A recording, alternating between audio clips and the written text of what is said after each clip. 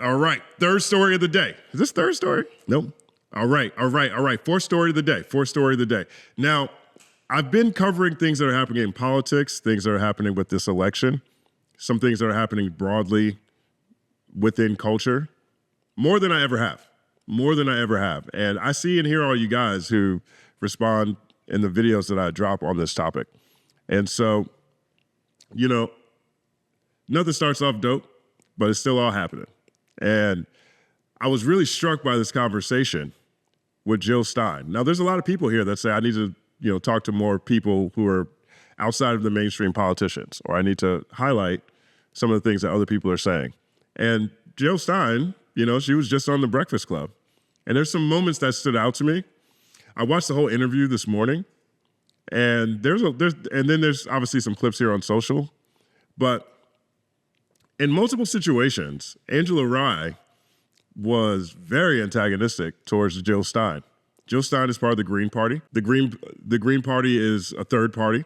They have no seats in the House or in the Senate, but they are the most powerful third party. There's a ton of different political parties in America. They're just too small to make it to the national stage. And the Green Party, ever since, oh my God, what's that dude's name? They blamed the 2000 election on him. I can't think of his name right now, but he was a Green Party member. They've been around for a while, and they're the strongest of the rest. And Jill Stein is currently running for president. And at the same time, she was on there with her running mate, Professor Butch Ware. We're going to take a look at a couple of clips here. Here's the first one. This clip here is talking about the red team and the blue team and how in a lot of ways their policy positions are the same. Team Red might be speeding us towards a kind of societal collapse, right? And fascism. Exactly. I don't want that. Right. No. But the thing is that the truth of the matter is, they really are speeding us towards fascism. Fascism is corporate-owned, private-owned government. It's like where private entities own everything, basically. Is that imperialism and fascism are two sides of the same coin. One is the side that faces outwards, and the other is the side that faces inward. And I made a social media. Great point.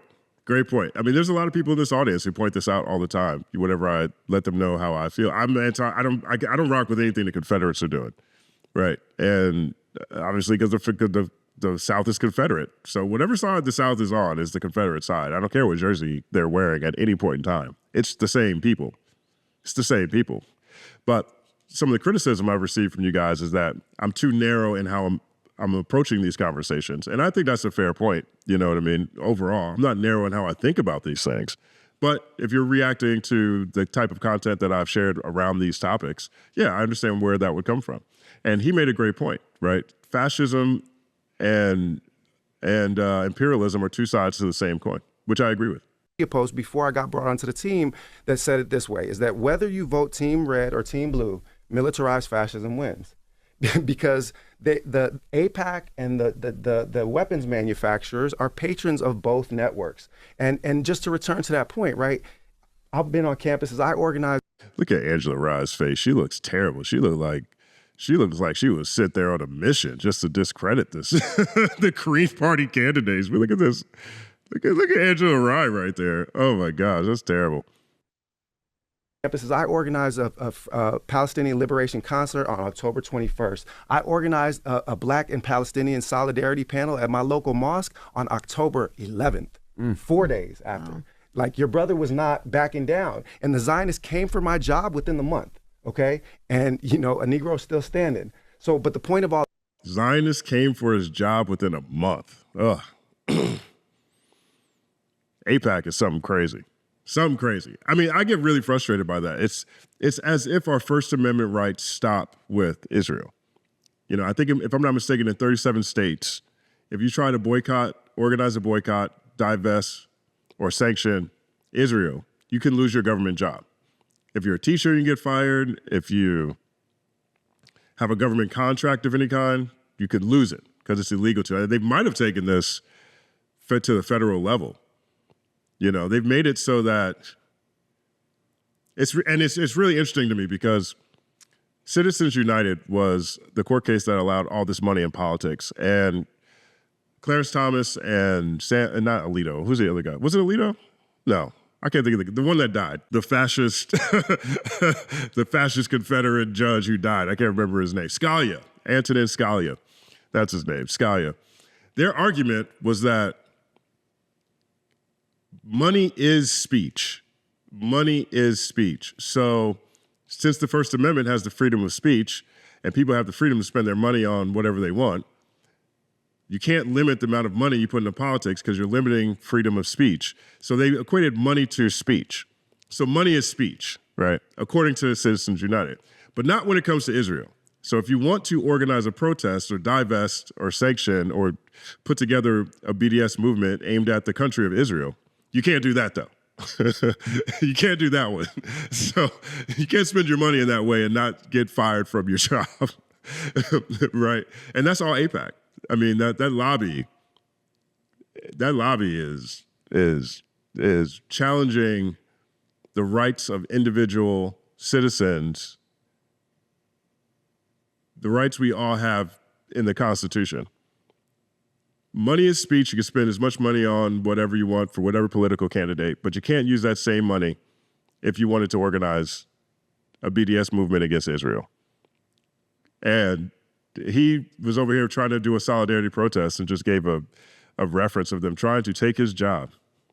All that is just to say that when we launched this campaign to try to actually bring people into this conversation, you see that this is actually where the American people stand. The American people do not want this forever war, and they do not want militarized fascists coming to their campuses to crack kids' heads open. I had to stand out in front of the encampment, and that's Democratic governor in California. That's Democrat, mayors in places like New York City. It's Democrats that are running cop cities. So the thing is, bro, fascism is already here. It's just that one of it is like fascism, and the other is fascism. But the truth is that the purple fascists, the purple imperialists, Team Red and Team Blue, are run by the same funders, and who funds you runs you. So there's a discourse about putting off fascism, but the reality is that fascism was already here because we already can't speak freely. We already have people, university presidents, losing their job under democratic regimes. We already have kids that are lining up for peaceful protests, having their heads knocked open, or you have the cops standing to the side at UCLA so the thugs can knock kids' heads open. So I'm sorry, the fear mongering ain't gonna work on me. Great point. Powerful. You know, I mean, a lot of you in the audience say this to me all the time. Anytime I frame this based on the red team or the blue team, tell stories that are based on what's happening with the red team or the blue team. There's a number of you who point out this very fact that he's saying right here. The fear mongering is not going to stop him because it's the same engine, the same entity. Here's another clip from this conversation that I thought was really interesting. So here is Angela Rye.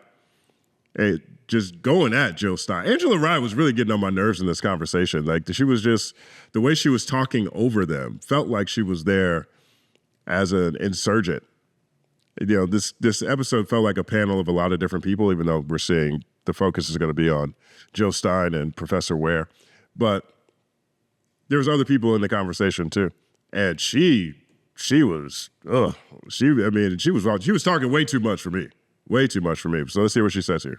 But here's one thing I think we can agree on. Either you win or lose this election. There's really no in between.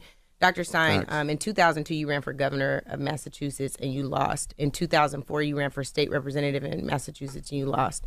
In 2006, you ran for secretary of the Commonwealth. You also lost. In 2010, you ran for governor again, this time against the first black governor in Massachusetts, Deval Patrick. You lost. In 2012, you ran against this country's first black president and you got just.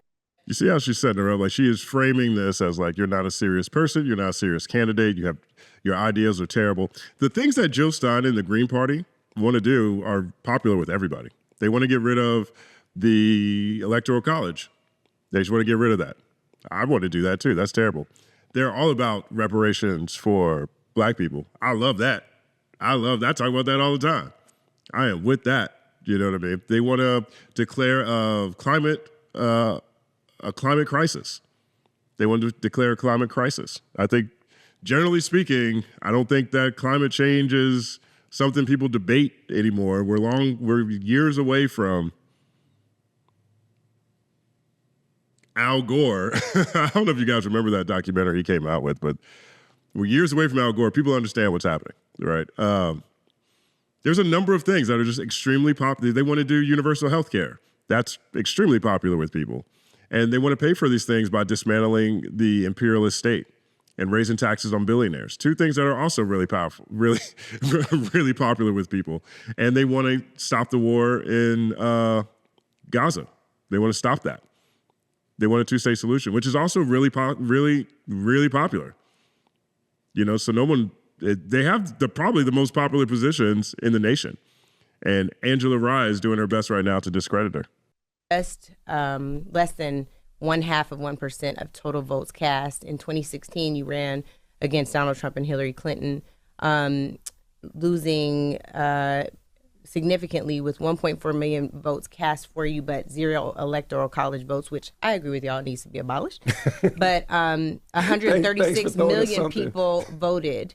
And you lost that election as well. So I want to know what the pathway to victory is for you in 2024. It can't just be. Now, I'd like to provide a different frame. Shut your mouth. Watch your fucking mouth. So this is where it gets really testy. I want to provide. And I also. Can I respond, please? Angela Rye just wants to ask her question. She doesn't want Jill Stein to respond. She's not there for Jill Stein to respond. She's there to continue talking. So Jill Stein can't get a clear answer to this terrible position. She has boxed her in with her disingenuous question. And Kamala Harris supporter. Bring it back, y'all. Bring it back. May I respond? Go ahead, Angela. Go ahead. Well, I would like to respond. Yeah. This is the framing of the empire and the oligarchy and white supremacy and colonialism, which wants you to feel that resistance is futile. This is about voter blaming and voter shaming. Let me. This is the framing of the empire. This. You guys heard what she just said. This is the framing of the empire. Pay attention to Angela Rye right here. No. What you're not going to say is that I'm ever parroting anything. She didn't say you were parroting anything. She said this is the framing of the empire. Listen to this again.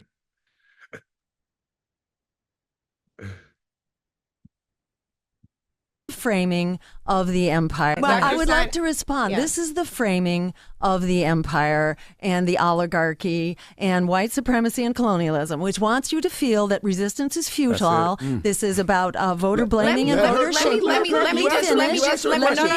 Angela Rye is really upset right now. No. What you're not going to say is that I'm ever parroting anything at the hands of white supremacy. This is something that's very different. This is me asking you again. It's a binary choice in an election. I'm just pointing out that these are the talking points. No, it's not a talking point. Talking points that the DNC I didn't get my talking uses. This is not DNC talking points. This is my research, and sadly, Well, it's actually kind of funny because throughout this conversation, she reiterates how her career started on Capitol Hill. This is her passion. She's well connected in this space. She's a noted voice with a lot of relationships within our system of government. And Jill Stein's like, yeah, man, you sound like everybody else that's, part of the apparatus. And she's like, no, this is me, as just like me doing my own research. Well, you didn't listen to her. She was just saying what you're saying is the same thing other people say. She didn't say that you're parroting it. This is like that great Noam Chomsky quote where he says, I'm not saying that you don't believe what you're saying. I'm not saying Angela Rye doesn't believe what she's saying. But the Noam Chomsky quote is, I'm not saying you don't believe what you're saying. I'm saying that if you believe something different, you wouldn't be in the position to say it. That's what this looks like to me. for you, the research says you have never won an election. You have been successful in pushing forward certain agendas as an advocate, but you have never won an election as a candidate. Is that a winning strategy? So in order to win, a journey of 1,000 miles begins with one step. And in this case, it's many steps. Let me point out, please. You see what I'm saying, man? This is what I'm saying, dog. I don't know, man. Angela Rye, I don't know. I generally don't have that strong of opinion about her and her commentary either way. But she looking compromised. Need to compare the Green Party, not with those who are taking money from AIPAC and the War Machine and Wall Street. Exactly. That's a big point. Big point. So this post says, love to see Angela Rod trending because she is being dragged for the ambush attack she did on Jill Stein and being insufferable Dem shill. When Stein hit her with the white supremacist talking points line, she went off the rails. How Republicans are trying to use the Green Party to their advantage. The GOP has sought to help the Green Party candidates in previous election cycles siphon votes from Democrats. This year is no different, but it hasn't worked. Oh, man. All right. That was that quote. Here's another one. Here's another one that I really agree with. This is at the core. This is at the core of who I am and at the core of my heart and my core of my perspective. I talk about FBA issues on this channel. I've had Tariq on. You know, and the thing I love about the FBA movement is that it is descendants of the enslaved beginning to look at ourselves as our own people. And I think that is important. I think it's awesome. You know, and I think it's a long time coming. But I do think that, you know, global blackness has a different set of challenges than anybody else. Like the things that we experience here, you know, imperialism has done a hell of a job of doing the same things in Africa and other places as well, right? So, I understand both sides of the conversations. So, Professor Ware has a great, I think this is a really powerful statement on this topic that came up in this conversation. So let's take a look. I am personally offended by the way that blackness is being weaponized in this electoral cycle in order to justify white supremacist genocide in Gaza. Expound. Please. Yeah. Malcolm said of Zionism, of the Zionist state, the Israeli state, he said that this is a white Jewish population, the Ashkenazi population, being given power by white imperialists to remove brown Arabs from their land. He said, so therefore Zionism is white supremacy.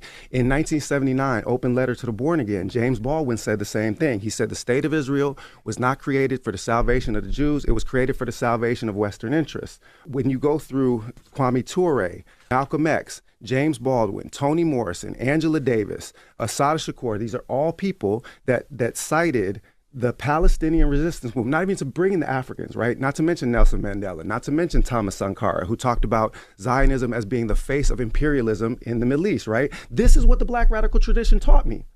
And the Black radical tradition taught me that if we weaponize our blackness in favor of white supremacy, then we become apostates from blackness itself, because blackness is not a race. It is an oppositional ideology to white supremacy. I'm a historian. Blackness is not a race. It's an oppositional ideology to white supremacy. Blackness is not a race. It's an oppositional ideology to white supremacy. People weren't thinking about race like that until white is right came around, until colorism started showing up, proximity to whiteness. So blackness is like in opposition to white supremacy. And we're all united in that. Of Africa by training. Never before in human history had people speaking hundreds of different languages made themselves into one people, developed a common culture so that you and I can relate to one another. You and I can relate to one another on the basis of a shared culture. And we got our Latin and Caribbean brothers and sisters, you know, especially Puerto Ricans and Dominicans, but also, you know, more broadly, right? That share in that culture. That is a miracle. It's never happened before in human history, because what happened is that an oppositional identity to white supremacy came into being, and that is us. And when I see that identity now being weaponized to justify the most heinous genocide in our time, like Harriet Tubman is rolling over in her grave right now. Sojourner Truth is rolling over in her grave right now. Bell Hooks is rolling over in her grave right now. Who did I miss? Do you know what I'm saying? The idea that we would weaponize something as sacred as black womanhood and then utilize this to justify blowing up Palestinian kids. Powerful, powerful, powerful. That's Professor Butch Ware. So that was part of the conversation. I'm going to close with one last quote here from Jill Stein. They spent a lot of time on, a significant portion of the end of the conversation was spent on trying to frame Jill Stein as a Russian asset. There's a very famous picture of her sitting at a big Russian event at the same table as Vladimir Putin and Michael Flynn. Michael Flynn has been found to be a foreign agent. He was arrested. He was in jail. He was in Trump's administration. And so the conversation that came out of that was that Jill Stein must be a Russian asset. So here's a clip. Dinner, which American intelligence officials say is the Kremlin mouthpiece. And I'm curious, if you were there, you were sitting in this picture that I see. So I was there to across from speak to Vladimir global media, including the Canadian Broadcasting System, the BBC, China, India, world media, to know that there is another constituency within the U.S. We are not all about being empire, about conducting endless war against black and brown people around the world and ginning up nuclear weapons. And we have, by the way, led the charge in dismantling the nuclear treaties, so that right now we are risking nuclear war on 3 fronts. Did you know that one nuclear-armed submarine alone contained the equivalent of 5,000 Hiroshima bombs? Nuclear confrontation is a threat to us all because of the nuclear winter thing. And there's so much which is not being addressed. There's so much which the American people deserve to know, including how much this is costing us. Can I read you something, Dr. Stein? Sure. I'm just asking. Great. It says, engaging with foreign assets is a pattern for Dr. Jill Stein. Previously, the Senate Intelligence Committee investigated links between Stein's 2016 campaign and Russia's efforts to interfere in the election, while an indictment brought by Special Counsel Robert Mueller found that the Kremlin's Internet Research Agency had used social media to promote her candidacy. So that has Posted been more than 1,000 times. Oh, yeah. I mean, so the Senate Intelligence Committee, they don't mention what the finding of the Senate Intelligence Committee was, which was that there was absolutely no fault on my part whatsoever. The question that was raised there was, did Russian social media have an impact? And was I, a beneficiary of that? And the Senate. But they said you repeatedly parroted Kremlin views and posted a campaign Well, you know video what they from consider Moscow's a Red Kremlin Square. view? They consider reparations a Kremlin view. Oh. They consider reparations a Kremlin view. They consider reparations a Kremlin view. They consider the civil rights movement actually a Kremlin view.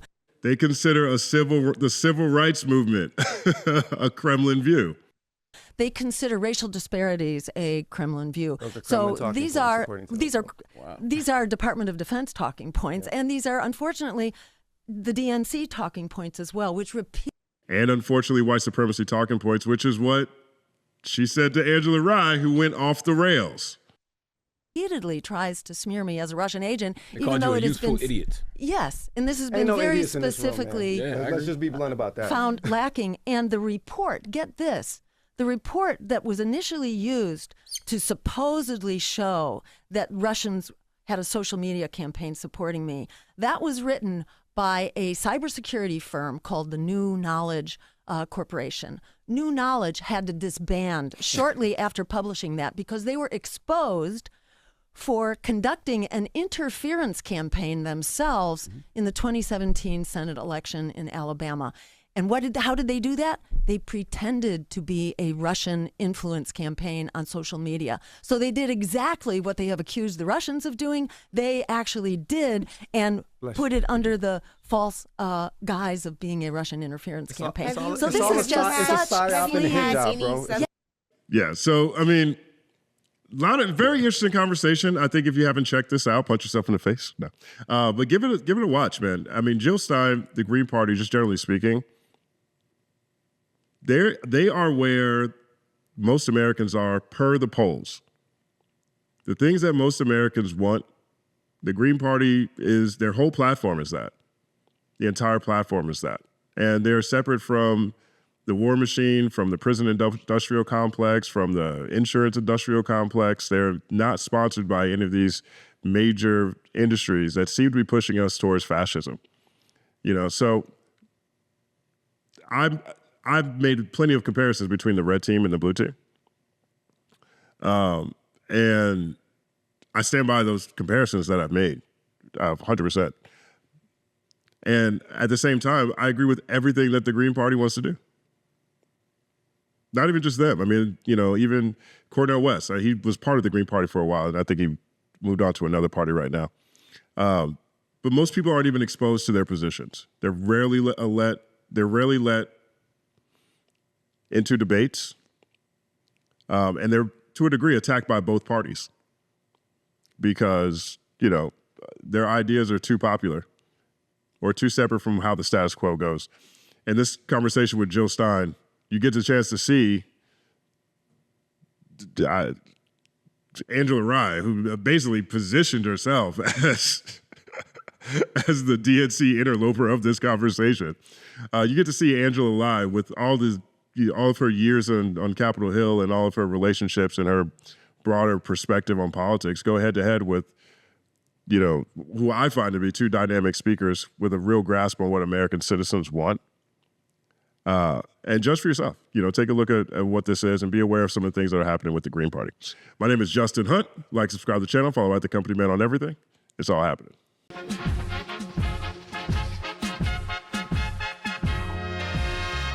Justin Hunt is here, it's all happening. Justin Hunt is here, it's all happening. The mathematical breakdown of this mighty game of rap we in. It's boom bapping. Systematical culture views that's radical, it's all happening. Shaking hands and dabbing them. Life through the lens of hip hop, from trip hop to yes, y'all, you don't stop, you don't stop. Justin Hunt is here, it's all happening. It's all happening, yes, it's all happening. Justin Hunt is here, it's all happening. It's all happening, yes, it's all happening.